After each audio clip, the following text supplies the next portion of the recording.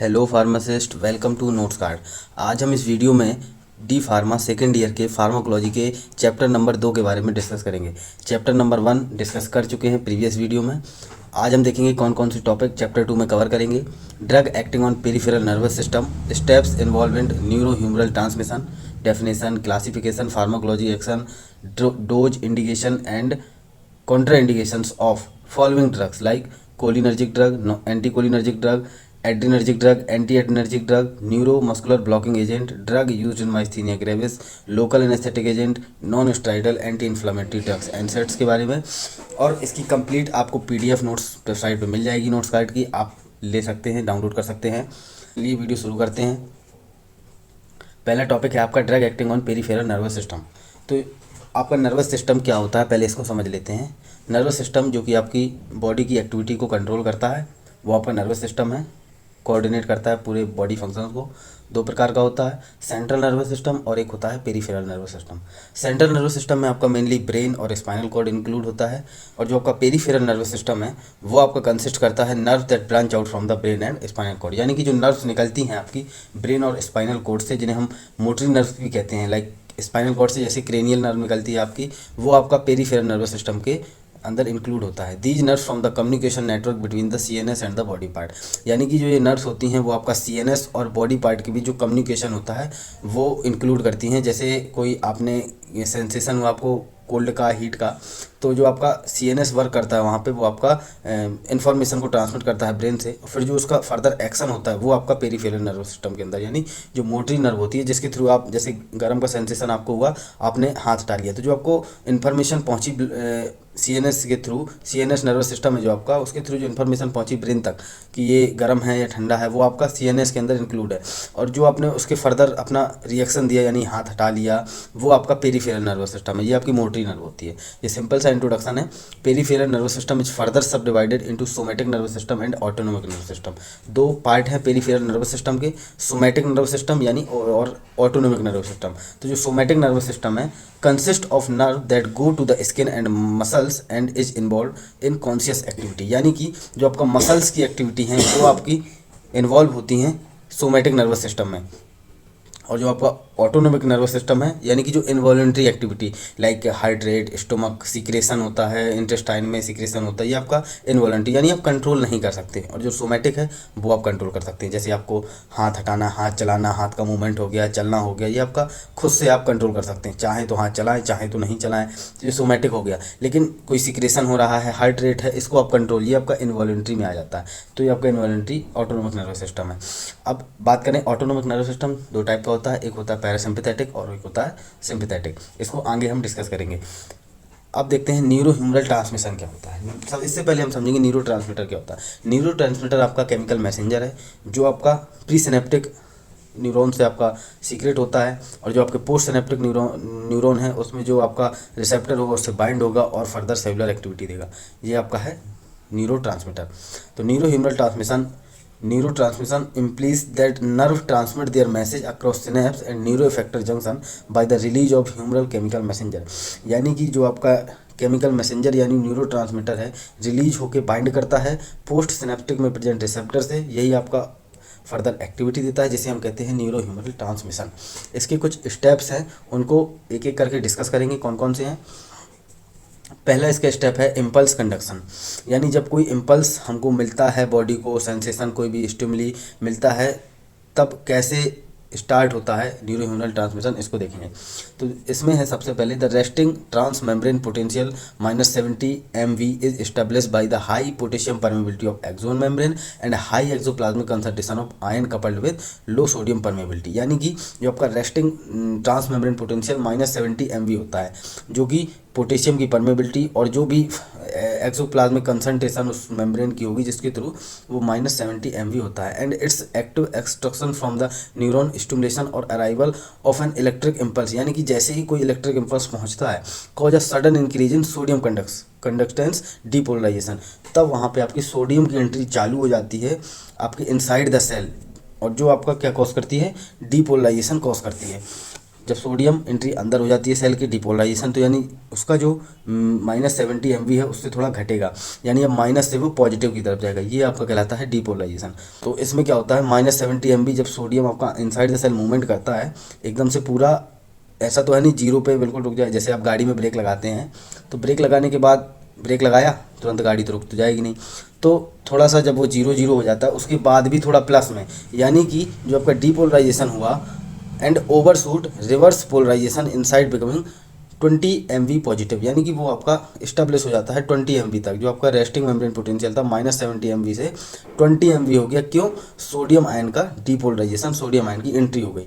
इसके बाद आपका दूसरी प्रोसेस शुरू होती है, potassium ion then move out in the direction of their concentrated gradient, यानी कि पोटेशियम आयन का आउटफ्लक्स चालू हो जाता है against the concentration direction of concentration gradient, यानी कि जो कंसंट्रेशन आपका ग्रेडियंट है उसी की डायरेक्शन में, जिसको हम कहते हैं रीपोलराइजेशन।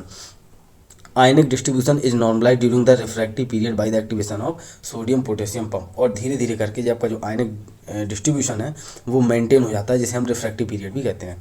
ये आपका प्रोसेस है इम्पल्स कंडक्शन की, यानी जब कोई स्टिमुली आपको मेम्ब्रेन में मिला तब क्या क्या अंदर उसकी प्रोसेस होती हैं आयंस की। तो -70 MV जो रेस्टिंग मेम्ब्रेन पोटेंशियल था वो आपका पहुंच गया 20 MV तक, फिर आपका पोटेशियम चैनल ओपन हो गया, और जो आपका वो refractive period bye activation of sodium potassium pump, ये आपका नॉर्मलाइज हो जाता है डिस्ट्रीब्यूशन जो आपका आयन का है सोडियम और पोटेशियम का। तो ये आपका इम्पल्स कंडक्शन की प्रोसेस है।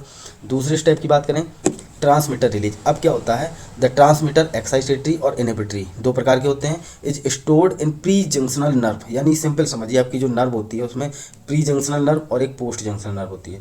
प्री जंक्शनल नर्व से आपका न्यूरोट्रांसमीटर निकलता है, रिलीज होता है, और पोस्ट जंक्शनल नर्व में आपका जो रिसेप्टर प्रेजेंट होते हैं उससे बाइंड होता है और इसके बाद फर्दर सेलुलर एक्टिविटी देता है।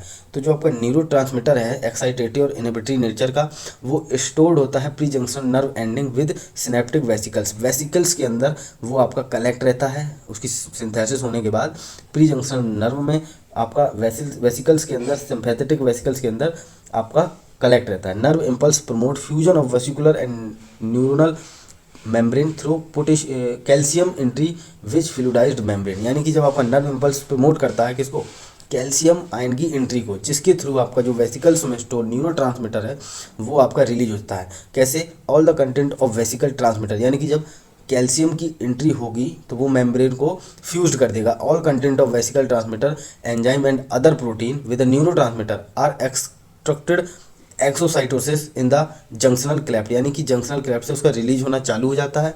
The release process can be modulated by the transmitter itself and by other agent. जो रिलीज की प्रोसेस है वो आपका कौन मॉड्यूलेट करता है, transmitter, through activation of specific receptor located at the pre junctional membrane. कुछ जो आपके रिसेप्टर हैं वो आपके प्री जंक्शनल में भी प्रेजेंट होते हैं, जैसे आप α2 आपका प्री जंक्शनल में ही प्रेजेंट होता है। तो ये इस प्रकार से आपने दो स्टेप पढ़े, एक इम्पल्स कंडक्शन का जहाँ पे आपका स्टिमुली जब मिलता है तब आपके कौन कौन सी प्रोसेस होती हैं, पहले डीपोलराइजेशन होता है, फिर रीपोलराइजेशन होता है, पोटेशियम का इनफ्लक्स आउटफ्लक्स होता है।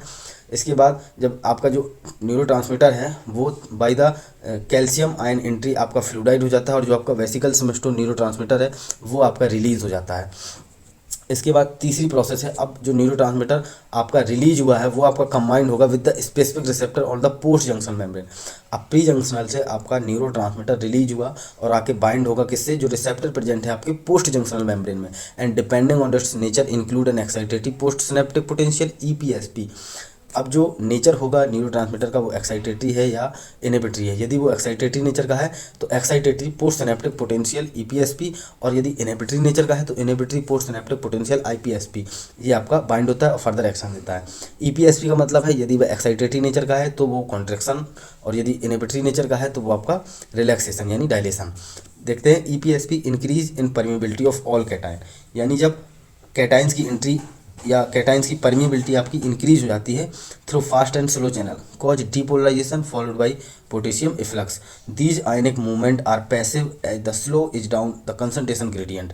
ये आपका EPSP है। IPSP में क्या होता है, EPSP में आपका जो है परमिएबिलिटी बढ़ जाती है आपके जो कैटाइंस हैं, और EPSP में जो आपके increase in permeability to the smaller ion like potassium and chloride, जो कि आपकी क्लोराइड आयन किसके लिए, आपके इनहिबिटरी नेचर की, यानी हाइपर पोलराइजेशन करते हैं और जो आपका रिलैक्सेशन इफेक्ट देते हैं। यही आएंगे आपका कि ion is smaller than hydrated sodium ion only so that potassium moves out and chloride moves in. Chloride ion अंदर आएगा in the direction of their concentration gradient resulting in hyperpolarization, यानी कि वो इफेक्ट आपका क्या देगा, रिलैक्सेशन का effect यानी डायलेशन का इफेक्ट, यानी किसी भी चीज़ को डिप्रेस करने का आपका इफेक्ट देगा। जैसे आप अभी पढ़ेंगे आगे सेंट्रल नर्वस सिस्टम की बात करेंगे, drug acting on central nervous system, उसमें आपका मेन काम क्लोराइड आयन का ही है। जैसे गाबा रिसेप्टर में आपका क्लोराइड आयन की एंट्री होती है तो वो आपका CNS डिप्रेशन का काम करता है, तो यानी कि ये आपका इनहिबिटरी नेचर है। इनहिबिटरी नेचर है जो इसके लिए कौन से आयन आपके रिस्पॉन्सिबल हैं, क्लोराइड और पोटेशियम, और जो आपका एक्साइटेटरी है इसके लिए आपके सोडियम और कैल्शियम आयन रिस्पॉन्सिबल है। ये आपका पोस्ट जंक्शनल मेम्ब्रेन से ट्रांसमीटर का एक्शन है। चौथे स्टेप की बात करें पोस्ट जंक्शन एक्टिविटी। अब एक्टिविटी क्या होगी, जैसा आपको बताया यदि EPSP होता है एक्साइटेटरी इन नेचर तो आपका कॉन्ट्रैक्शन इफेक्ट, और यदि IPSP होता है तो वो आपका डिपोलराइजेशन स्टिमुली को रेसिस्ट करता है यानी रिलैक्सेशन इफेक्ट देता है। अब इसके बाद न्यूरोट्रांसमीटर रिलीज हुआ, आके रिसेप्टर से बाइंड हुआ, एक्टिविटी दी, इसके बाद उसका टर्मिनेशन भी होता है। टर्मिनेशन कहता होता है with the help of enzyme. जैसे एसिटिल कोलिन की बात करें, एसिटिल कोलिन आपका डिस्ट्रॉय हो जाता है या उसका रीअपटेक हो जाता है जैसे following it's combination with the receptor that transmitter is either locally degraded, यानी कि एसिटिल कोलिन और is taken back into the pre junction neuron, यानी कि एसिटिल कोलिन आपका कोलिन में कन्वर्ट हो जाता है और आपका रीअपटेक हो जाता है दोबारा से, जो कि फिर हेल्प करता है आपका दोबारा से एसिटिल कोलिन के सिंथेसिस में। तो ये आपका टर्मिनेशन है। कोलिनर्जिक ड्रग की बात करें, कोलिनर्जिक ड्रग क्या होती है, कोलिनर्जिक ड्रग यानी कि जो आपका कोलिनर्जिक सिस्टम है तो उसके एक्शन को मिमिक करेंगी। These are the drug which produce the action similar to that of acetyl choline either by directly or indirectly interacting with the cholinergic receptor. Cholinergic receptor कौन कौन से आपके, निकोटिनिक और मस्करेनिन रिसेप्टर हैं। निकोटिनिक दो प्रकार के हैं, NN और NM। मस्करेनिन आपके M1, M2 और M3। Or by increasing availability of the acetyl choline at these site anticholinesterase, यानी कि दो प्रकार से कोलिनर्जिक ड्रग काम करती हैं, एक डायरेक्ट एक्टिंग और इनडायरेक्ट एक्टिंग। देखते हैं आगे क्लासिफिकेशन की बात करें, क्लासिफिकेशन दो प्रकार का है, एक आपका डायरेक्ट एक्टिंग और एक आपका इनडायरेक्ट एक्टिंग। डायरेक्ट एक्टिंग का मतलब है ये वो ड्रग होंगी जो जाके डायरेक्ट रिसेप्टर से बाइंड करेंगी और अपनी एक्टिविटी देंगी, ये आपकी कोलिनर्जिक ड्रग का डायरेक्ट एक्टिंग क्लासिफिकेशन है।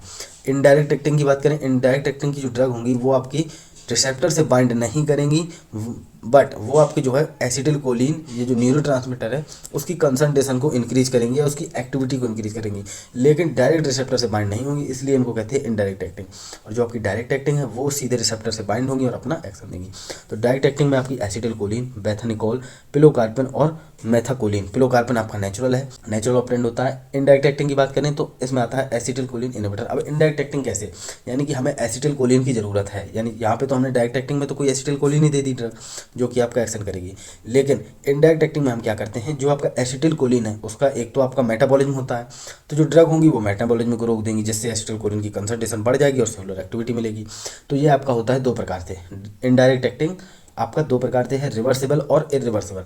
रिवर्सिबल और इरिवर्सिबल में क्या अंतर है, रिवर्सिबल का मतलब है जो ड्रग होंगी ये आपके रिस्पॉन्सिबल होंगी, यानी कि एंजाइम से बाइंड होंगी तो आपका डिग्रेडेशन या मेटाबॉलिज्म रोक देंगी।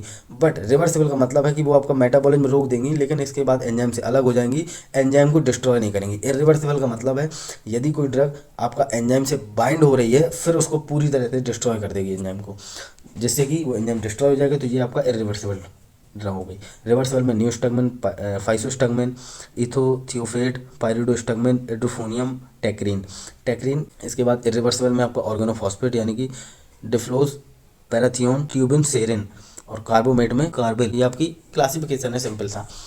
आगे देखते हैं फार्माकोलॉजिकल एक्शन की बात करें, क्या क्या रोल है फार्माकोलॉजिकल एक्शन, अलग अलग रिसेप्टर पे अलग अलग रोल है। तो जो आपका निकोटिनिक रिसेप्टर है और मस्करेनिन, सबसे पहले बात करते हैं मस्करेनिन रिसेप्टर की। तो मस्करेनिन रिसेप्टर जैसा आपको बताया तीन प्रकार से, M1, M2 और M3।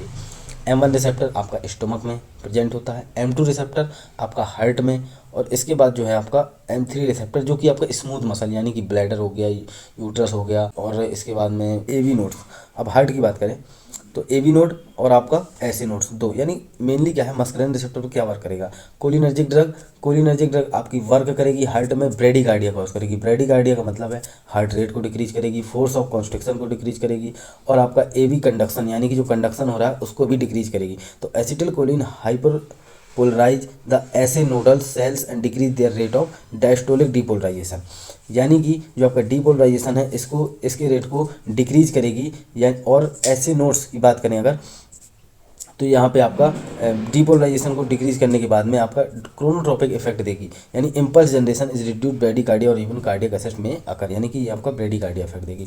Eight the AV nodes and His Purkinje fibre refractive period is increase and conduction और स्लो, यानी कि जो आपका कंडक्शन है वो आपका स्लो हो जाएगा, जिसे हम कहेंगे नेगेटिव ड्रोनोट्रोपिक इफेक्ट। ये आपका एवी नोड्स में हो गया।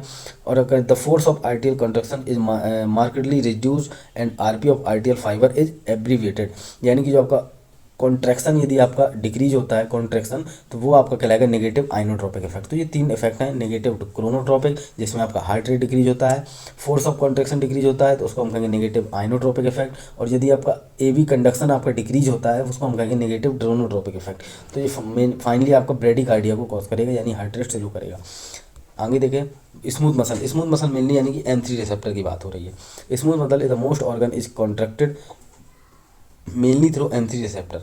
Tone and peristalsis is gastrointestinal tract is increased, यानी कि पेरिस्टाल्सिस इंक्रीज होती है। इससे पहले मैं आपको बता दूं, यदि आप कंपैरिजन में पढ़ना चाहें जैसे आपका सिंपैथेटिक और पैरासिम्पैथेटिक सिस्टम है, तो उसमें आप हार्ट की यदि बात करते हैं तो जो आपका कोलिनर्जिक ड्रग होता है वो हार्ट में ब्रेडिकार्डिया कॉज करता है, यानी कि डिक्रीज करता है एक्टिविटी को। और यही बात करें अगर आप एड्रेनर्जिक सिस्टम की, सिंपैथेटिक सिस्टम की, वो आपका हार्ट में टैकीकार्डिया कॉज करता है, कॉन्ट्रैक्शन करता है।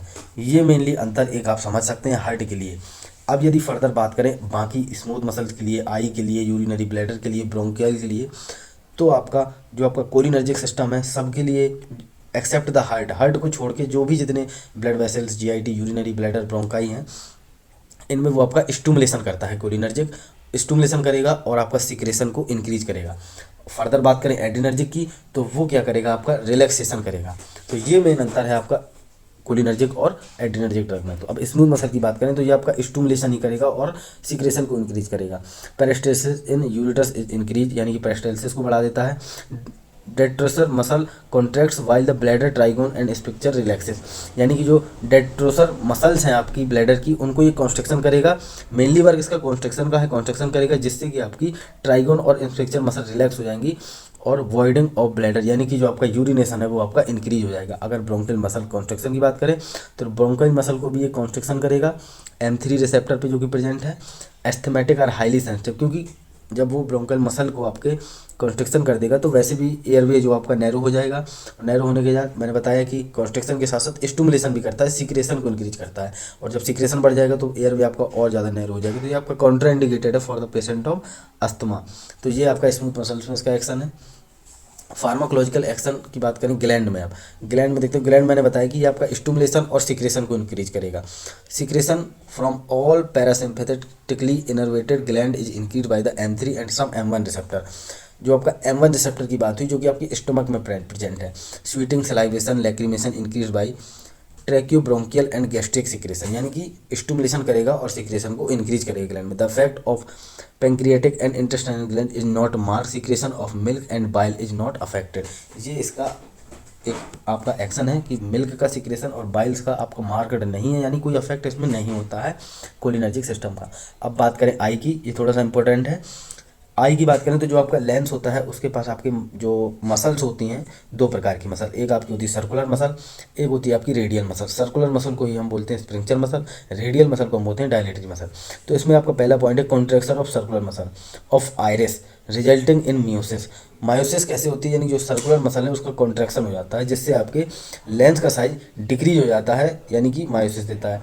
कॉन्ट्रैक्शन ऑफ सीलियरली, अब जो सीलियरली मसल्स हैं वो आपका एक्वस ह्यूमर का सिक्रेशन सीलियरली मसल के थ्रू होता है। वहाँ पे यदि कॉन्ट्रैक्शन इफेक्ट देता है तो ये जो एक्वस ह्यूमर है उसके आउटफ्लो को बढ़ा देता है।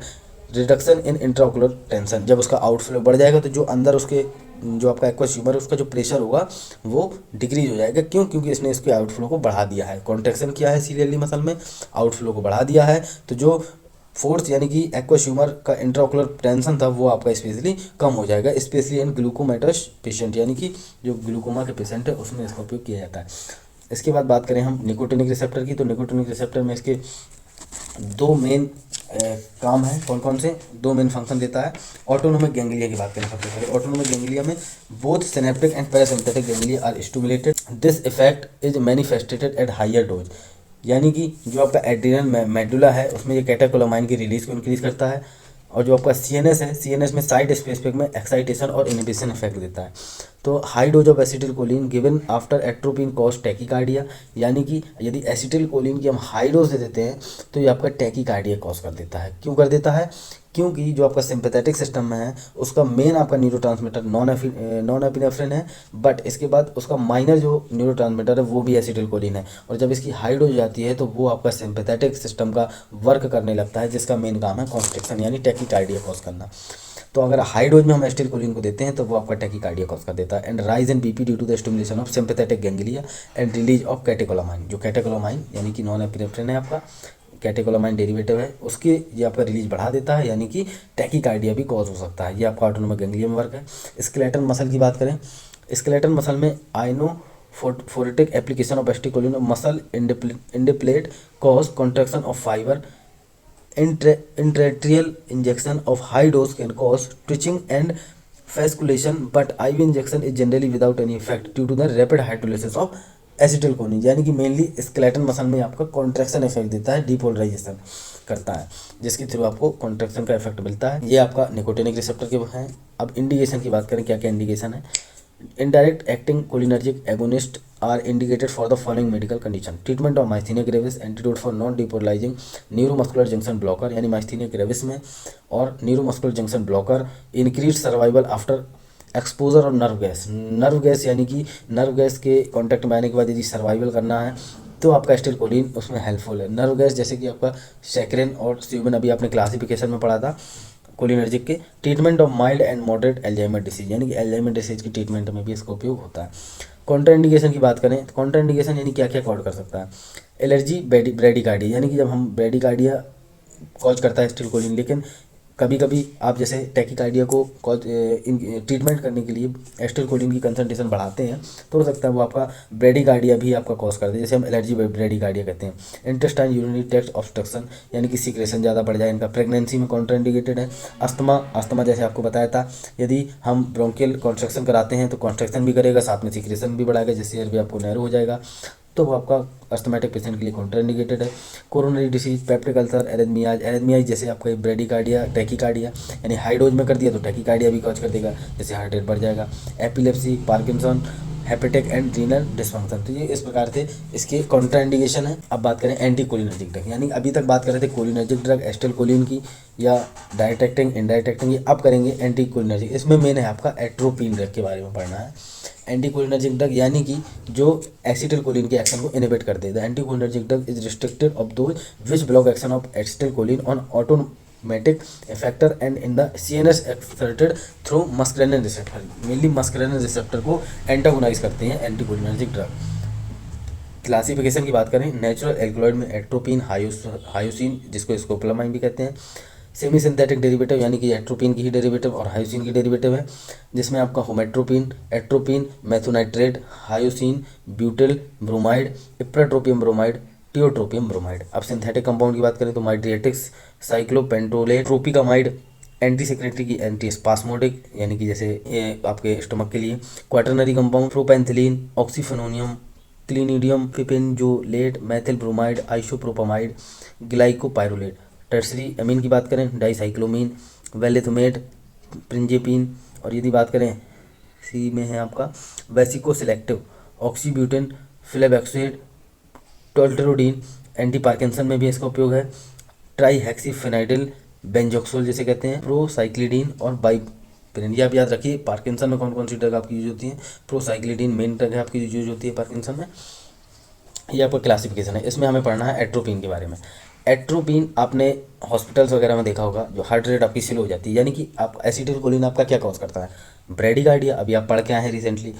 तो आपका जो एट्रोपिन होगा वो आपका क्या करेगा, जो एसिटिलकोलिन की ज़्यादा कंसंट्रेशन जब हो जाएगी उसको डिक्रीज करेगा, यानी एम रिसेप्टर मस्कुलिन रिसेप्टर को एंटागोनाइज करेगा और आपका ब्रेडिकार्डिया को इनहिबिट करेगा, यानी टैकीकार्डिया इसका मेन काम है। एंटीकोलिनर्जिक ड्रग में एट्रोपिन क्या करती है, टैकीकार्डिया कॉज करती है, यानी ब्रेडिकार्डिया को ट्रीट करती है। Atropine is a prescription medicine use to treat the symptoms of low heart rate bradycardia, reduce salivation, जो आपका सलाइवेशन यानी एसिटिलकोलिन क्या करता था, सिक्रेशन को बढ़ाता था, तो ये सलाइवेशन को डिक्रीज करेगी। ब्रोंकियल सिक्रेशन फ्रॉम सर्जरी और as an antidote for overdose of cholinergic drug, यदि कोलिनर्जिक ड्रग की आपकी ज़्यादा मात्रा में हो जाती है उसकी कंसंट्रेशन, तो उसको ओवरडोज को ट्रीट करने के लिए आप कोलिनर्जिक ड्रग की ओवरडोज को ट्रीट करने के लिए आप एंटी कोलिनर्जिक ड्रग यानी एट्रोपिन देंगे।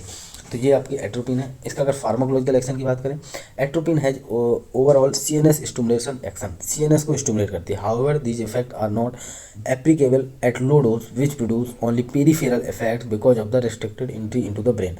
यानी कि अगर इसको लो डोज में हम इसका यूज करते हैं तो ये आपका सीएनएस में स्टिमुलेशन इफेक्ट नहीं देता है, because not entry in the brain. Hyoscine produce central effector depressant even at low dose. जो हायोसिन है वो आपकी ट्रिपल बी को क्रॉस करके ब्रेन में इफेक्ट देती है लो डोज पे। Atropine stimulate many medullary centres wiggle, respiratory and vasomotor. Atropine आपकी स्टिमुलेट करती है आपका रेस्पिरेटरी, वैसोमोटर और वीगल सेंटर्स को, जो कि आपके मॉड्यूलरी सेंटर हैं। Control trimmer and rigidity of Parkinson, यानी पार्किंसन डिसीज में भी इसका उपयोग होता है। आइज की बात करें, अब एट्रोपिन आपका आइज में क्या करेगी। जो आपका एसिटिलकोलिन था वो आपका क्या करता था, आपका कॉन्ट्रैक्शन करता था किसका, सर्कुलर मसल्स का। ये आपका क्या करेगा, जो आपकी दूसरी यानी कि एक सर्कुलर मसल बताई थी आपको और एक आपका रेडियल मसल बताई थी, तो आपका रेडियल मसल होगा उनको ये डायलेशन करेगा। डायलेशन करेगा तो फर्दर क्या होगा, ये आपका माइट्रेसिस कॉज करेगा। The autonomic centre of the muscles and the action of mydriasis as well as miotic is illustrated. Topical instillation of atropine cause mydriasis. The intraocular tension tends to rise, especially in narrow angle glaucoma. However, conventional systemic dosage of atropine produce minor ocular effect. यानी कि जो आपको बताया था सीलियरली muscles की बात करें, अगर सीलियरली मसल्स में ये आपका आउटफ्लो को इंक्रीज कर देता था एसिटिलकोलिन। ये आपका जो आउटफ्लो एक्वस ह्यूमर का सिक्रेशन जब बढ़ जाएगा तो जो आपका इंट्रा ऑकुलर जो आपका टेंशन होगा due to the aqueous humour, वो आपका जब ज़्यादा मात्रा में रिड्यूस हो जाएगा तो उसको ट्रीट करने के लिए ये आपका एट्रोपिन ड्रग यूज में आएगी। कार्डियोवास्कुलर की बात करें, most prominent effect to cause tachycardia due to the blockage of M2 receptor at S node. जैसा बताया आपको कि आपका टैकीकार्डिया कॉज करता है, यानी कार्डियोवास्कुलर में आप बता सकते हैं for the treatment of bradycardia cause tachycardia. Indication की बात करें, atropine is indicated for the treatment of poisoning by susceptible organophosphorus nerve agent, यानी ऑर्गेनोफॉस्फेट की poisoning having anticholinesterase activity as well as organophosphorus and carbamate insecticide in adult में जो आपको carbamate poisoning है इसमें भी एट्रोपिन का उपयोग किया जाता है। ये क्वेश्चन बनते हैं, ऑर्गेनोफॉस्फेट पॉइजनिंग में आपका कौन सी ड्रग यूज होती है, एट्रोपिन। कार्बामेट पॉइजनिंग में आपका एट्रोपिन यूज होती है। And paediatric patients waiting more than 41 kg, यानी कि जो आपका ओल्डर पेशेंट होते हैं 41 किलोग्राम से ज़्यादा। कॉन्ट्राइंडिकेशन की बात करें तो यानी कि इसका उपयोग कैसे करना चाहिए, नहीं करना चाहिए। फास्ट हार्ट रेट, ये हार्ट रेट को फास्ट कर सकता है, यानी कि यदि किसी का हार्ट रेट फास्ट रहता हो या तो उसके लिए कॉन्ट्राइंडिकेटेड है drug. High pressure in the I glaucoma, यानी कि ये आपका जैसा बताया जो इंट्राओकुलर प्रेशर है आपका, जब वो रिड्यूस हो जाता है तो उसको थोड़ा इंक्रीज करने के लिए इसका उपयोग करते हैं। But it can cause the high pressure, जो जिससे आपका ग्लूकोमा कॉज हो सकता है। एब्डोमिनल ब्लॉकेज, पायरोलिक ऑब्स्ट्रक्शन यानी कि पेरिस्टाल्सिस में, dry mouth, blood vision, sensitivity of light, lack of sweetening, dizziness, nausea, ये आपका मेन कॉन्ट्राइंडिकेशन है, इसमें उपयोग नहीं करते हैं इसका। These are drugs which action similar to that of adrenergic of sympathetic stimulation, यानी कि जो ड्रग आपकी एक्शन को मिमिक करती हैं, यानी कि एड्रेनर्जिक और सिंपैथेटिक स्टिमुलेशन को, वो आपकी कहलाती हैं एड्रेनर्जिक ड्रग। इसका मेन आपका न्यूरोट्रांसमीटर कैटेकोलामाइन होता है, जो कि एक मोनोअमीन न्यूरोट्रांसमीटर है, ऑर्गेनिक कंपाउंड है, जिसमें आपका कैटेकोल रिंग प्रेजेंट होती है और एक साइड एमीन की चेन प्रेजेंट होती है। ये आपका कैटेकोलामाइन ड्राइव किया जाता है अमीनो एसिड टायरोसिन से, जो कि आपका डाइटरी सोर्स से मिलता है from the synthesis of phenylalanine. तो ये आपका कैटेकोलामाइन है। कैटेकोलामाइन आपके एंडोजीनियस भी होते हैं, यानी कि बॉडी के अंदर एक्सोजीनियस भी होते हैं। एंडोजीनियस की बात करें तो एड्रेनलिन, नॉन एड्रेनलिन और डोपामाइन ये आपके एंडोजीनियस हैं। एक्सोजीनियस की बात करें डोबिटोमाइन और आइसोप्रेनलिन ये आपके एक्सोजीनियस हैं। तो ये कुछ एड्रेनर्जिक न्यूरोट्रांसमीटर और कह सकते हैं या फिर ड्रग कह सकते हैं, एड्रेनर्जिक ड्रग। इसके बारे में हम डिटेल में स्टडी करेंगे। तो आपने देखा कि जो एड्रेनर्जिक ड्रग यानी कि जो आपका एड्रेनलिन या नॉन एड्रेनलिन है, एंडोजीनियस कैटेकोलामाइन, जो कि सिंथेसिस होता है एमिनो एसिड टायरोसिन से। टायरोसिन से सिंथेसिस होने के बाद इसके वेरियस स्टेप्स हैं, जिसके बाद ये आपके एड्रेनर्जिक रिसेप्टर अल्फा बीटा दोनों से बाइंड होता है और फर्दर सेलुलर एक्टिविटी देता है। अल्फा रिसेप्टर 2 टाइप के होते हैं, अल्फा 1, अल्फा 2, और जो बीटा आपका होता है वो 3 टाइप के होते हैं, बीटा 1, बीटा 2, बीटा 3। तो अब हम आगे देखेंगे क्लासिफिकेशन के बारे में, कौन कौन सी ड्रग है एड्रेनर्जिक ड्रग की। तो एड्रेनर्जिक ड्रग आपकी डिवाइडेड है डिफरेंट पार्ट्स में, पहला है आपका प्रेशर एजेंट। प्रेशर एजेंट मतलब जो कि इंप्रूव करते हैं प्रेशर को through the baroreceptor, bronchodilator, CNS stimulant, uterine relaxant यानी यूट्राइन रिलैक्सेंट इसको कह सकते हैं, टोकोलेटिक, और कार्डियक स्टिमुलेंट्स, नेजल डिकंजेस्टेंट और एनारोप्टिक्स। तो ये इसमें काफ़ी ड्रग हैं। अगर प्रेशर एजेंट की बात करें, नॉन एड्रेनालिन, नॉन एपिनेफ्रिन भी कहते हैं इसको, इसमें आप कंफ्यूज मत हो। जो नॉन एड्रेनालिन है वही आपका नॉन एपिनेफ्रिन है, और यदि एड्रेनालिन की बात करें वो आपका एपिनेफ्रिन, तो सेम नाम है। दूसरी ड्रग है एपिनेफ्रिन, एफेड्रिन, डोपामाइन, फेनिलेफ्रिन, मेथोक्सामाइन, मेफेंट्रेमाइन। और ब्रोंकोडायलेटर की बात करें, आइसोप्रेनालिन, सॉल्ब्यूटामोल, एल्ब्यूटरॉल, टर्ब्यूटरॉल, सोमिट्रॉल, फॉर्मेट्रॉल और बोम्ब्यूटरॉल। सीएनएस स्टिमुलेंट की बात करें तो इसमें आपके amphetamine, dexamphetamine, methamphetamine, methyl phenidate, uterine relaxant जो कि आपके यूट्राइन को रिलैक्सेंट करने के लिए सिंपैथेटिक ड्रग यूज होती हैं, वो आपके रिटोड्रिन, आइसोक्सीपिरिन, सॉल्ब्यूटामोल, टर्ब्यूटालिन। सॉल्ब्यूटामोल आपकी अस्थमा में भी यूज होती है। कार्डियक स्टिमुलेंट की बात करें, एड्रेनालिन, आइसोप्रेनालिन और डोब्यूटालिन। डोब्यूटामाइन जिसको मैंने बताया था अभी, एक्सोजीनियस कैटेकोलामाइंस। अगर बात करें नेजल डिकंजेस्टेंट में, ये आपका है जाइलोमेथोमेटाजोलिन, ऑक्सीमेटाजोलिन, नेफाजोलिन, फेनिलेफ्रिन, फेनिलप्रोनोलामाइन, सीडोएफेड्रिन। और एनारोक्टिक्स की बात करें तो इसमें आपके एम्फेटामाइन, फेनफ्यूरामाइन, डेक्सफेनफ्यूरामाइन और सिब्यूट्रामाइन। तो ये कुछ एड्रेनर्जिक ड्रग हैं। ये प्रोनाउंसिएशन हो सकता है थोड़ा बहुत गलत हो गया ड्रग का, ये आपके सामने, आप इसको एक एक करके कैटेगराइज करके स्टडी कर सकते हैं इसकी ड्रग की। अब इसके आपके जो सिलेबस में है आपको पढ़ना है सॉल्ब्यूटामोल के बारे में, जिसका हम डिस्कशन करेंगे। इससे पहले हम देखते हैं फार्माकोलॉजिकल एक्शन के बारे में। आपके एड्रेनर्जिक ड्रग कौन कौन से फार्माकोलॉजिकल एक्शन है एड्रेनर्जिक ड्रग के। फार्माकोलॉजिकल एक्शन की बात करें तो alpha 1, alpha 2, beta 1, beta 2, beta 3 जो आपके रिसेप्टर हैं, ये आपके रिस्पॉन्सिबल हैं फार्माकोलॉजिकल एक्शन के लिए। अगर अल्फा 1 की बात करें तो अल्फा 1 में आप पहले एक ओवरव्यू ले लेते हैं इसका। अल्फा 1 में आपके कौन कौन से आपके बॉडी के पार्ट जिसमें अल्फा 1 में प्रेजेंट होता है, अल्फा 2 के इसमें। तो अल्फा 1 की अगर बात करें तो ये पोस्ट जंक्शन रिसेप्टर है जो कि आपका प्रेजेंट होता है यूरिथ्रा में, ब्लड वेसल्स में। अल्फा 2 की बात करें, ये आपका प्रेजेंट होता है pre synaptic act like brake to synaptic synthesis system, इसमें आपका अल्फा 2 प्रेजेंट होता है, मोस्टली ब्लड वेसल्स और ब्रेन में प्रेजेंट होता है। बीटा 1 की बात करें आपका हार्ट में प्रेजेंट होता है। बीटा 2 आपके जो स्मूथ मसल्स हैं like uterus, liver, GIT, bronchus, skeleton muscle, spindle. और यदि B3 रिसेप्टर की बात करें वो आपका एडिपोस टिश्यू, यूरिनरी ब्लैडर आपका B3 रिसेप्टर प्रेजेंट होता है यूरिनरी ब्लैडर में। तो ये लोकेशन है कुछ रिसेप्टर की जो कि मैंने आपको बताई, इसको आप याद रख सकते हैं। फार्माकोलॉजिकल एक्शन की बात करें तो इसके फार्माकोलॉजिकल एक्शन मैंने आपको प्रीवियस वीडियो में कैटेगराइज करके ओवरव्यू दिया था कि जो आपके पैरासिम्पैथेटिक ड्रग हैं और पैरासिम्पैथेटिक सिस्टम है और जो आपका एड्रेनर्जिक सिस्टम है, तो इसमें आपका डिफरेंट है किस तरीके से। हार्ट की यदि बात करें तो हार्ट में पैरासिम्पैथेटिक आपका ब्रेडिकार्डिया कॉज करता है, तो आपका एड्रेनर्जिक टैकीकार्डिया कॉज करेगा। लेकिन और इसके बाद जो अदर ऑर्गन थे उनको कैटेगराइज किया था, जिसमें मैंने बताया था मेन काम पैरासिम्पैथेटिक का होता है स्टिमुलेशन का, और वो सिक्रेशन को इंक्रीज करता है। वहीं अगर फर्दर हम एड्रेनलिन को देखें तो एड्रेनर्जिक जो आपका सिस्टम है सिंपैथेटिक सिस्टम, वो आपका रिलैक्सेशन करता है और सिक्रेशन को डिक्रीज करता है। ये आप याद रखेंगे तो आपको सिंपली होगा सारी चीज़ें समझने में। Pharmacological action, adrenergic drug stimulate the nerve in your body sympathetic nervous system. This system help regulate your body reaction to stress और इमरजेंसी। यानी कि सिंपैथेटिक सिस्टम आपने FFF के बारे में पढ़ा होगा, फियर, फाइट एंड फ्लाइट की कंडीशन। जब आपका सिंपैथेटिक सिस्टम एक्टिवेट होता है वहाँ पे आपका ये ड्रग काम करती हैं, फार्माकोलॉजिकल एक्शन देती हैं। जैसे आपका आई में पैरासिम्पैथेटिक मियोसिस आपका कॉज करता था, तो यहाँ पे आपका माइट्रियसिस कॉज करता है। माइट्रियसिस का मतलब जो आपको मैंने बताई थी रेडियल मसल है, रेडियल मसल में आपका डायलेशन करता है जिससे आपका माइट्रियसिस कॉज करता है। अगर यही बात करें हम यूरिनरी ब्लैडर की, तो जो आपको ट्राइगोन है उसमें कॉन्ट्रैक्शन करता है, यानी कि फर्दर स्पिंक्चर्स जो आपकी मसल्स हैं उसमें रिलैक्सेशन यानी यूरिनरी रिटेंशन का काम करता है, यूरिनेशन को डिक्रीज कर देता है।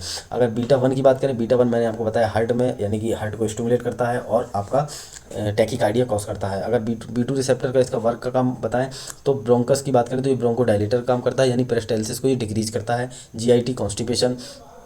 ब्लैडर की बात करें तो रिलैक्स करके यूरिनरी आउटपुट को डिक्रीज करता है। यानी कि ये फर्दर इसके आप फार्माकोलॉजिकल एक्शन समझ सकते हैं। B3 रिसेप्टर की बात करें तो इसमें लिपोलिसिस कॉज करता है, क्योंकि B3 रिसेप्टर आपका एडिपोस टिश्यू में आपका प्रेजेंट होता है, तो लिपोलिसिस कॉज करता है। एक और इम्पॉर्टेंट बात है, कुछ ड्रग होती हैं आपके जो मिक्स्ड एक्शन देती हैं फार्माकोलॉजिकल एक्शन, जैसे एग्जांपल में आपके एफेड्रिन ड्रग है, वो आपका अल्फा 1 अल्फा 2 बीटा 2 ये प्रेजेंट होती हैं बीटा 1 बीटा 2 में, ये आपका मिक्स्ड एक्शन देती हैं। तो ये एक एफेड्रिन, इस ड्रग को आप याद कर रख सकते हैं। आगे देखें क्लासिफिकेशन के बारे में, इसका क्लासिफिकेशन हम देख चुके हैं। अब हम देखते हैं जो आपके सिलेबस में ड्रग है सॉल्ब्यूटामोल। सॉल्ब्यूटामोल मेनली आपकी अस्थमा में यूज की जाती है, जो कि आपको ब्रोंकोडायलेटर होती है। Salbutamol is the beta 2 adrenergic receptor agonist, यानी कि बीटा 2 एड्रेनर्जिक रिसेप्टर जो आपका है बीटा 2 उसमें एगोनिस्ट का कार्य करती है, बाइंड करती है उससे जाके। Use to treat asthma, bronchitis, COPD chronic obstructive pulmonary disease as well as prevent exercise include bronchospasm, यानी कि ये आपका जो ब्रोंको कॉन्स्ट्रक्शन है उसको आपका ब्रोंको डायलेटर का कार्य करती है, उसको ट्रीट करती है। मैकेनिज्म ऑफ एक्शन की बात करें सॉल्ब्यूटामोल के, तो ये आपका बाइंड करती है बीटा 2 रिसेप्टर से which are predominant receptor in bronchial smooth muscle. जो आपका बीटा 2 रिसेप्टर होता है वो आपका ह्यूमन हार्ट में भी प्रेजेंट होता है। मैंने आपको बताया था बीटा 1 रिसेप्टर हार्ट में प्रेजेंट होता है, बट आपका 10 to 50% बिटवीन 10 to 50% आपका हार्ट में बीटा 2 भी प्रेजेंट होता है। Stimulation of beta 2 receptor leads to activation of enzyme adenyl cyclase, यानी कि एडिनर साइक्लेज की बात हो जाए तो आप सिंपली समझ सकते हैं बीटा 2 रिसेप्टर आपका वर्क करता है through the mechanism of GPCR receptor, जिसमें आपका वो साइक्लिक एएमपी को इंक्रीज कर देता है। एडोसिन मोनोफास्फेट आपका एटीपी यानी कि एटीपी में कन्वर्ट हो जाता है, और हार्ट में आपका कॉन्ट्रैक्शन या फिर ब्रोंकाइल की बात करें तो आपका ब्रोंको डायलेशन का आपका इफेक्ट मिलता है। तो ये इसका मैकेनिज्म है। डोज की बात करें कितने डोज आपकी प्रेफर की जाती है, usual dose of oral salbutamol is 2 to 40 mg 3 time a day in adult, ये एडल्ट का है। और यदि चिल्ड्रन की बात करें तो 3 time in a day 1 to 2 mg, ये इसकी डोजेज हैं जो कि कैटेगराइज हैं। अगर इसके एडवर्स इफेक्ट की बात करें, the most common adverse effect associated with use of salbutamol inhalation aerosol are palpitation occurring in less than 10% of patient, यानी कि ये आपका पैल्पिटेशन कॉज करता है, यानी कि स्किप ऑफ हार्ट बीट थोड़ा स्किप हो जाती है, आपका एडवर्स इफेक्ट में आता है। लेस देन 10% में ट्रीमर मतलब झटके हो गए आपके। लेस देन 50% ऑफ पेशेंट, ये मतलब कैटेगराइज किया गया है। जो 10% पेशेंट आपके पैल्पिटेशन से भी कॉज हो सकते हैं, इनमें ये एडवर्स इफेक्ट देखा जा सकता है। लेस देन 15% की बात करें तो उसमें ट्रीमर देखा जा सकता है। एंड इंक्रीज ब्लड प्रेशर, यानी कि ब्लड प्रेशर इंक्रीज कर देते हैं अप्रॉक्सीमेटली 5%, यानी कि सॉल्ब्यूटामोल का हम ब्रोंकोडायलेटर में करेंगे जिससे कि आपका ब्लड प्रेशर इंक्रीज हो जाता है, यानी कि हाइपरटेंशन कॉज कर सकता है। The most common adverse effect of salbutamol tablets और सिरप आर ट्रीमर की बात करें तो आपका झटके occurring in 10 to 20% of patient and anxiety 9 to 20%। तो ये उसके कुछ एडवर्स इफेक्ट हैं, कैटेगराइज किए गए हैं। कॉन्ट्रा इंडिकेशन की बात करें, यानी कि कौन कौन सी कॉन्ट्रा इंडिकेशन है, किन पेशेंट के साथ नहीं देना चाहिए, पेशेंट किन डिसीज़ से ऑलरेडी देख रहा है, उन डिसीज़ को ऑलरेडी उनको ये डिसीज़ है तो उनको कौन कौन सी कॉन्ट्रा इंडिकेशन है सॉल्ब्यूटामोल के साथ। यदि कोई प्रेग्नेंट वुमेन है, प्रेगनेंसी के दौरान सॉल्ब्यूटामोल कॉन्ट्रा इंडिकेटेड है। Either study in animal have related adverse effect on the foetus, यानी कि फीटस यदि कोई ड्रग आपके फीटस में एम्ब्रियो में यानी कि इफेक्ट करती है, वो टेट्राजेनोसिटी कहलाती है। तो ये आपका टेट्राजेनोसिटी भी कॉज कर सकती है सॉल्ब्यूटामोल। तो ये कुछ कॉन्ट्रा इंडिकेशन है। And there are no control study in women or study in women and animal are not available. Drug should be given only if the potential benefit justice the potential risk of the foetus. तो finally जो आपका सॉल्ब्यूटामोल हम देंगे तो ये Contra indication को याद में रख के यदि हम पेशेंट को प्रिस्क्राइब करते हैं तो हमें ये इंडिकेशन देखने होंगे जो आपका प्रेग्नेंट वुमेन नहीं होनी चाहिए, क्योंकि वो टेट्राजेनोसिटी कॉज कर देती है। इसकी कॉन्ट्रा इंडिकेशन है। अब हम बात करते हैं, ये आपने पढ़ा एड्रेनर्जिक के बारे में। अब एंटी एड्रेनर्जिक, तो सिंपली समझिए जो ड्रग एड्रेनर्जिक रिसेप्टर से बाइंड कर देती हैं ताकि जो आपका न्यूरोट्रांसमीटर है वो अपना एक्शन नहीं दे पाता है, रिसेप्टर से बाइंड नहीं हो पाता है, वो आपके कहलाती है anti adrenergic drug. The drug which antagonize the receptor action and adrenaline and related drug, they are competitive antagonist of alpha beta or both alpha and beta adrenergic receptor and differ in important way from the adrenergic neuromuscular agent which act by interfering with the release of adrenergic transmitter on the nerve stimulation. यानी कि finally जो आपका adrenergic receptor है alpha beta उनको antagonize कर देती हैं और ये आपका एड्रेनर्जिक न्यूरॉन ब्लॉकिंग एजेंट से डिफर होती हैं। यानी कि जो आपके एड्रेनर्जिक न्यूरॉन ब्लॉकिंग एजेंट है उनका काम क्या होता है, वो आपके रिलीज ऑफ एड्रेनर्जिक न्यूरोट्रांसमीटर को इंटरफेयर कर देते हैं। बल्कि एड्रेनर्जिक एंटी एड्रेनर्जिक ड्रग क्या करती है आपकी, वो आपके रिसेप्टर को ही ब्लॉक कर देती है। ये आपका दोनों में डिफरेंस है। क्लासिफिकेशन की बात करें, क्लासिफिकेशन दो टाइप का है, नॉन इक्विलिब्रियम टाइप जिसमें आपका पहली कैटेगरी है बीटा हेलो एल्कोलामाइन फिनॉक्सीबेंजामाइन ड्रग है, जिसके बारे में आप अभी आगे पढ़ेंगे डिटेल में, जो कि आपके सिलेबस में है। Equilibrium type competitive non selective की बात करें, इसमें एल्कोलॉइड एल्गोटामाइन और एर्गोटॉक्सिन। हाइड्रोजनेटेड एर्गोट एल्कोलॉइड की बात करें dihydro ergotamine DHE dihydro ergotoxine. Imidazoline की बात करें फेंटोलामाइन। मिसलेनियस की बात करें क्लोरप्रोमाजीन। अब अल्फा 2 सिलेक्टिव एंटागोनिस्ट, ये आपका क्वेश्चन इंपॉर्टेंट है। अल्फा 2 सिलेक्टिव एंटागोनिस्ट यदि कोई फार्मास्यूटिक एग्जाम वगैरह में कुछ इस तरीके से पूछ लेते हैं आपका मस्करेनिक रिसेप्टर का एगोनिस्ट कौन है, एंटागोनिस्ट कौन है। और जैसे एड्रेनर्जिक, तो एड्रेनर्जिक है उसका एंटागोनिस्ट अल्फा 1 सेलेक्टिव, प्रोजासिन, टेरोजासिन, डॉक्साजोसिन, एल्फ्यूजासिन, टेम्सुलोसिन, ये आपका अल्फा 1 सेलेक्टिव एंटागोनिस्ट है। अल्फा 2 सेलेक्टिव की बात करें तो यूहम्बीन इसका एंटागोनिस्ट है। फिनॉक्सीबेंजामाइन के बारे में अब देखते हैं आगे। Phenoxybenzamine is used to treat the episode of high blood pressure, यानी कि हाई ब्लड प्रेशर एपिसोड में यदि होता है, and sweating related to pheochromocytoma. Sweating क्यों बोला गया यहाँ पे, फ्यूज क्रोमोसाइटोमा का मतलब क्या होता है, यदि आपका कोई, जैसे आप फिनॉक्सी जो आपका न्यूरोट्रांसमीटर रिलीज हो रहा है और यदि वो किसी ग्लैंड के पास ट्यूमर क्रिएट कर लेता है, वो आपकी कंडीशन होती है फियोक्रोमोसाइटोमा की, उसको ट्रीट करने के लिए ये ड्रग दी जाती है। डोज की बात करें 20 to 60 mg per day oral, 1 mg per kilogram by slow IV infusion. Infusion mean drip के साथ। और जो आपका बोलस की यदि बात करें, आईवी आपने सुना होगा, IV bolus, IV infusion. IV bolus यानी कि इंजेक्शन के थ्रू, आईवी इन्फ्यूजन की बात करें तो ये आपका ड्रिप के थ्रू ओवर 1 आवर, यानी कि 1 घंटे तक ये आपकी ड्यूरेशन होती है। स्पीड होती है, किस स्पीड से आपको ड्रग को एडमिनिस्ट्रेट कराना है। Use primarily in pheochromocytoma, occasionally in secondary shock and peripheral vascular disease. दूसरी अगर बात करें फिनॉक्सिन 10 mg कैप्सूल, जो कि फिनॉक्सिन का कैप्सूल आता है 10 mg का, 50 mg पर ml इंजेक्शन आता है। बायोफिनॉक्स का आता है 50 mg इन 1 ml इंजेक्शन। तो ये आपकी डोज है जो कि कैटेगराइज है। इसके एडवर्स इफेक्ट और कॉन्ट्राइंडिकेशन की बात करें, एडवर्स इफेक्ट इसके आपके देखने को मिलेंगे, control the episode of hypertension and sweetening that occur with a disease called pheochromocytoma. If tachycardia is excessive, it may be necessary to use beta blocking agent concomitantly, यानी कि इसका यूज जो करेंगे वो हम देख के करेंगे कि पेशेंट को कोई अदर डिसीज यानी कि हाइपरटेंशन या हाइपोटेंशन से रिलेटेड कोई डिसीज तो नहीं है, तब हम इन ड्रग का उपयोग करेंगे। कॉन्ट्राइंडिकेशन की बात करें, nasal congestion, dizziness, upset stomach, sexual dysfunction यानी कि डिफिशियंसी ऑफ एजुकेटिंग डिजीनेस, ये आपके कॉन्ट्राइंडिकेशन है। Neuromuscular blocking agent, neuromuscular blocking agent की बात करें, आपने देखा होगा जो आपका एसिटिलकोलिन, आप पैरासिम्पैथेटिक नर्वस सिस्टम में पढ़ के आए हैं। एसिटिलकोलिन आपका क्या करता था, स्केलेटल मसल को कॉन्ट्रैक्शन इफेक्ट देता था। जो आपके न्यूरोमस्कुलर ब्लॉकिंग एजेंट है वो आपके पैरासिम्पैथेटिक रिसेप्टर से बाइंड होके एसिटिलकोलिन का, जो एसिटिलकोलिन रिसेप्टर से बाइंड हो रहा था उसको इनहिबिट करेगा, जिससे कि रिलैक्सेशन देगा। ये आपका मेनली है। इसकी लैंग्वेज देखते हैं। Neuromuscular blocking agent are the potent muscles relaxant typically only use during surgery to prevent muscle movement, यानी कि रिलैक्सेशन इफेक्ट देता है। कैसे देता है, जैसे मैंने आपको बताया, जो आपका एसिटिलकोलिन है वो आपका रिसेप्टर से बाइंड होकर कॉन्ट्रैक्शन इफेक्ट देता था। तो जो ये आपका न्यूरोमस्कुलर ब्लॉकिंग एजेंट है, ये रिसेप्टर से बाइंड हो जाता है, जिससे एसिटिलकोलिन की बाइंडिंग नहीं हो पाती है रिसेप्टर से और रिलैक्सेशन का इफेक्ट देता है। They are structurally related to acetylcholine, the main neurotransmitter in the body, and they cause muscle relaxation by binding to acetylcholine receptor post synaptically which prevent acetylcholine from binding. जो वही बताया कि यानी acetylcholine की binding को रोक देता है, जिससे रिलैक्सेशन इफेक्ट देता है। This block neuromuscular transmission and cause paralysis of the muscles, जो कि मसल्स में पैरालिसिस इफेक्ट देता है, तभी इसका उपयोग करते हैं during the surgery and prevent muscle movement. तो ये न्यूरोमस्कुलर ब्लॉकिंग एजेंट है। इसके क्लासिफिकेशन की बात करें तो 2 प्रकार से है, डिपोलराइजिंग और नॉन डिपोलराइजिंग। इसकी कुछ ड्रग हैं जो आप देख लेंगे, सक्सिनिलकोलिन और रिवर्सल। और अगर बात करें नॉन डिपोलराइजिंग कैटेगरी की तो इसकी है बेंजल आइसोक्विनोलोनियम, एमिनो स्टेरॉइड, क्लोरोफ्यूमरेट, डाइस्टर्स। और चौथी कैटेगरी की बात करें तो रिवर्सल में आपके कुछ आपके रिलेटेड आ जाती हैं। जैसे रिवर्सल की बात करें तो इसमें नियोस्टगमिन, शुगरमेडेक्स और कोलाबिडियोन। तो ये आप देख सकते हैं इसको, ये इसका क्लासिफिकेशन है। मेनली आपका 2 नंबर से ही पूछा जाता है एग्जाम में, तो आप उसकी डेफिनेशन और उसका मैकेनिज्म एक्शन चाहें तो उसको आप फ्लो चार्ट में दे सकते हैं। आगे डोज की बात करें, कितनी कितनी डोज दी जाती है, तो ये आपकी टेबल है सिंपली। जैसे बात करें, एक आपका पहला ड्रग है पेनक्यूरोनियम 0.01 से 0.1 mg पर kg बोलस, यानी बोलस की बात करें तो आईवी इंजेक्शन या आईएम इंजेक्शन की बात हो रही है। 0.8 से 1.7 mcg पर किलोग्राम पर मिनट इन्फ्यूजन। इन्फ्यूजन मतलब ये आपका ड्रिप के थ्रू 2 से 3 मिनट में टाइम ऑफ पीक है, जिससे इफेक्ट देता है अपना। ड्यूरेशन ऑफ एक्शन इसका 60 to 100 मिनट्स है, यानी कि 60 से 100 मिनट तक ये आपका इफेक्टिव रहता है। मेटाबॉलिज्म इसका रीनल में होता है।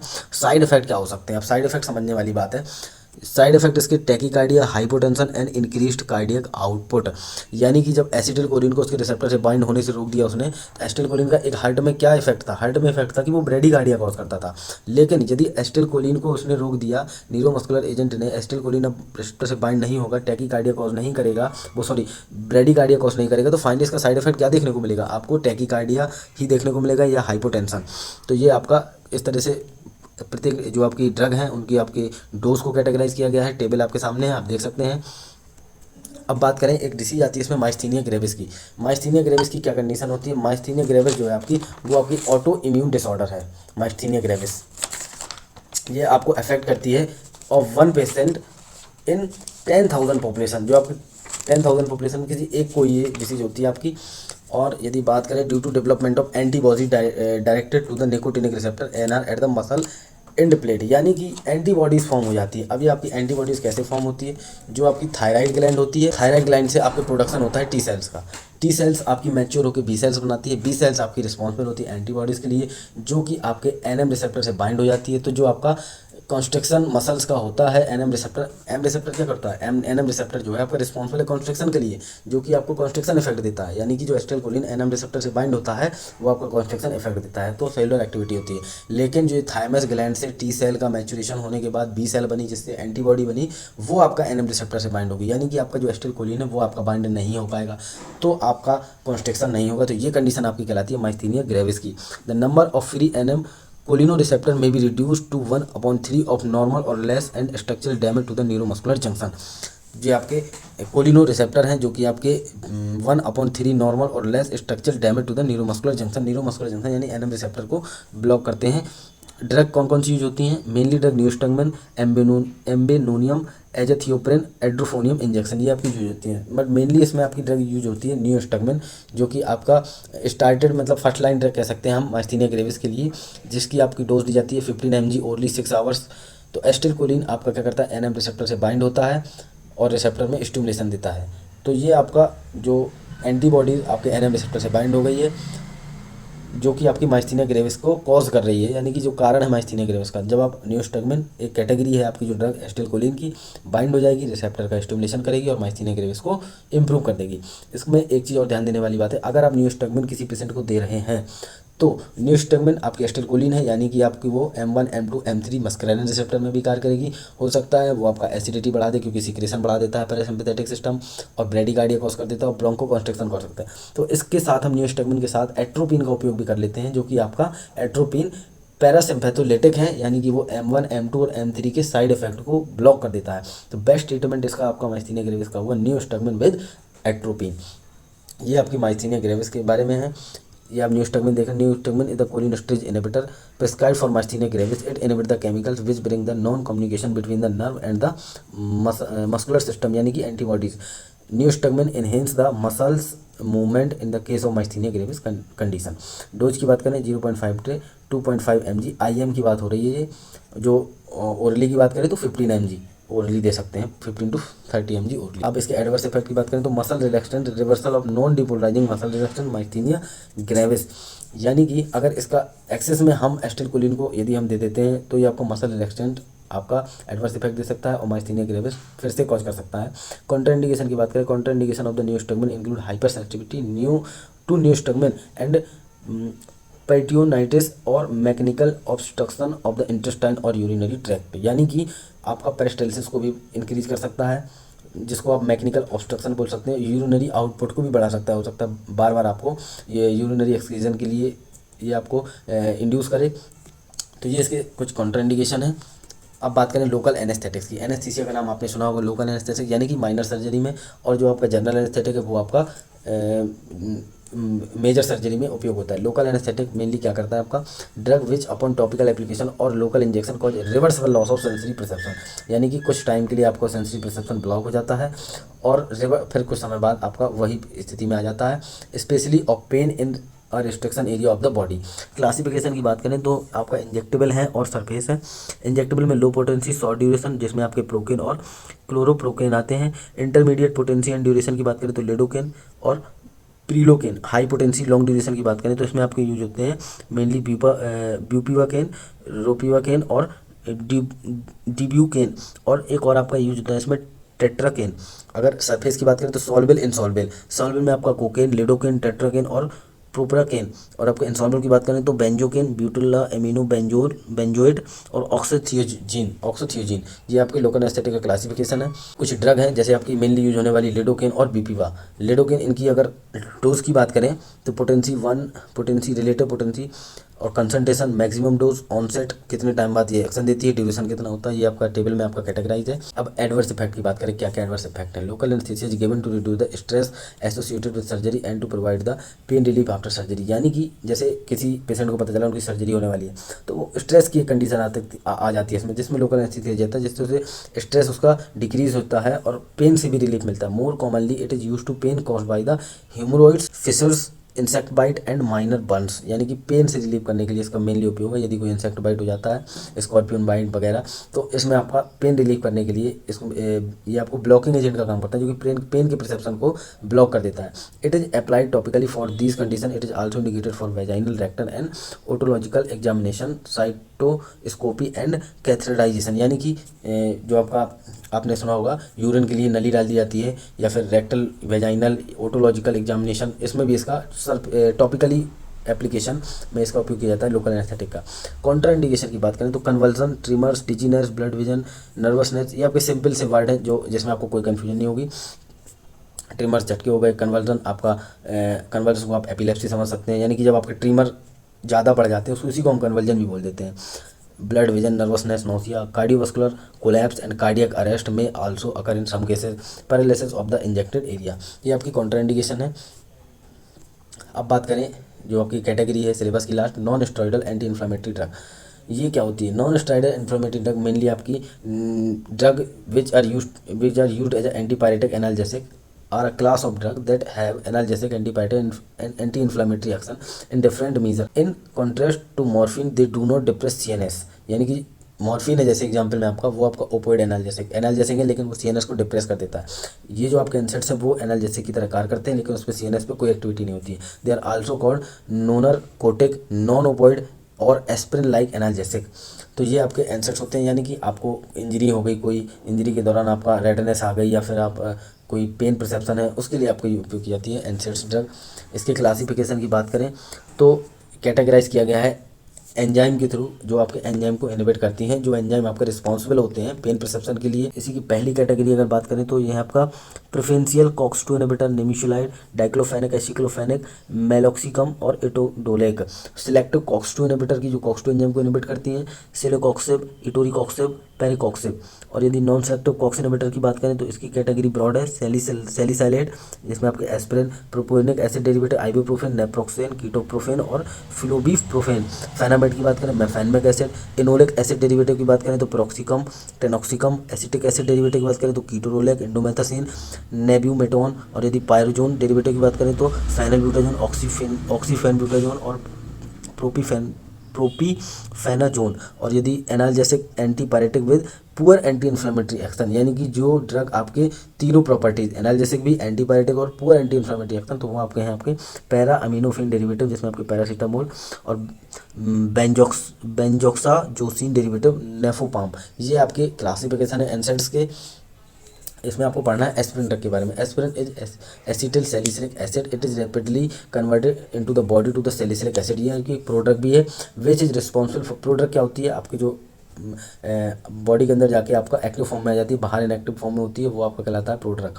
तो एसिटिल सैलिसिलिक एसिड होती है जो कि बॉडी के अंदर salicylic acid which is responsible for the most of the action. It is used to treat pain, fever, inflammation, migraines and reducing the risk of major adverse cardiovascular events. ये आपके further broad spectrum में use की जाती है। Dose की बात करें 20 to 60 mg per day, oral 1 mg per kilogram by सिरो IV infusion over 1 hour, use primarily in pheochromocytoma, जो कि मैंने बताया था, जो आपका ट्यूमर आपका किसी ग्लैंड, किसी आपके ऑर्गन के ऊपर कोई भी आपका हार्मोन सीक्रेटेड हो जाता है, वो आपका फियोक्रोमोसाइटोमा की कंडीशन है। Occasionally in secondary shock and peripheral vascular disease. फिनॉक्सिन की बात करें 10 mg कैप्सूल यूज किया जाता है, 50 mg ml इंजेक्शन। बाईफिनॉक्स की बात करें तो 50 mg इन 1 ml इंजेक्शन। ये आपकी डोजेज है। मैकेनिज्म एक्शन की बात करें तो आप इस डायग्राम में देख रहे होंगे, यानी कि जब आपको कोई इंजरी होती है तो जो आपको फास्फोलिपिड होती है वो आपके एराइकोडोनिक एसिड में कन्वर्ट हो जाती है। Arachidonic acid with the help of enzyme COX two आपका बना लेता है क्या, प्रोस्टाग्लैंडिन, जो प्रोस्टाग्लैंडिन ग्लूकोट्रिन्स, जो कि आपके मीडिएटर होते हैं, जो कि आपके पेन को कॉज करते हैं। तो ये एक्शन कैसे देता है? मेनली ये ब्लॉक करता है प्रोस्टाग्लैंडिक सिंथेसिस को ब्लॉक करती है। साइक्लोऑक्सीजनेस यानी कि COX one, cyclooxygenase COX two produce from arachidonic acid, इसको भी आपको ये ब्लॉक करती है मोस्ट एनसेट इनहिबिट कॉक्स 1 को आपको एस्पिरिन ब्लॉक करती है। NSAIDs inhibit COX 2 non selectively but now some selective COX 2 inhibitor have been produce. कुछ आपके कॉक्स 2 सेलेक्टिव भी आपके इनहिबिटर्स हैं। ये आपका मैकेनिज्म ऑफ एक्शन है। अब इसके एडवर्स इफेक्ट की बात करें, pain, fever and inflammation, cold, neck and back pain, dysmenorrhea, headache, tooth pain, sprain, fracture, myositis, neuralgia, synovitis, arthritis, bursitis, burns and various injuries. ये आपके एडवर्स इफेक्ट काफ़ी देखे जाते हैं एस्पिरिन के यूज के दौरान। कॉन्ट्राइंडिकेशन की बात करें, जो आपका एडवर्स इफेक्ट उसकी नॉर्मल टर्मिनोलॉजी है जिसको आप फाइनली समझ सकते हैं, पेन, फीवर क्या होता है। अब कॉन्ट्राइंडिकेशन की बात करें, सेंसिटिव पर्सन्स जो हों आपके एस्पिरिन उनको नहीं दे सकते हैं कि उसके लिए कॉन्ट्राइंडिकेटेड है। Children with viral disease, peptic ulcer disease and bleeding disorder, chronic liver disease, diabetes, CHF and juvenile RH, arthritis की कंडीशन हो तो एस्पिरिन उसके लिए कॉन्ट्राइंडिकेटेड है। G6PD डिफिशियंट पर्सन, G6PD मतलब आपका एक G6PD की बात करें तो ये आपका ग्लूकोज 6 फॉस्फेट डिहाइड्रोजिनेज आपका it is a genetic abnormality that result in adequate amount in blood. यानी कि जो G6PD है वो आपका रिस्पॉन्सिबल होता है आरबीसीज की प्रोडक्शन कह सकते हैं, आप आरबीसीज को हेल्दी बनाने में आपका मेनली रिस्पॉन्सिबल होता है। तो जो आप अगर G6PD डिफिशियंट पर्सन है उसमें भी ये कॉन्ट्राइंडिकेटेड है। Stop period to surgery, near term pregnancy, breast feeding mothers ETC, breast feeding mother इनमें कॉन्ट्राइंडिकेटेड है। तो ये आपने देखा, ये आप ऑटोनोमिक नर्वस सिस्टम जिसमें हमने पैरासिम्पैथेटिक सिस्टम के बारे में, एनर्जिक ड्रग के बारे में, न्यूरोमस्कुलर एजेंट के बारे में, एनसेट्स के बारे में, लोकल एनेस्थेटिक के बारे में पढ़ा है। Join our Telegram and WhatsApp group, link in description. Thanks for watching this video. मिलते हैं नेक्स्ट वीडियो में।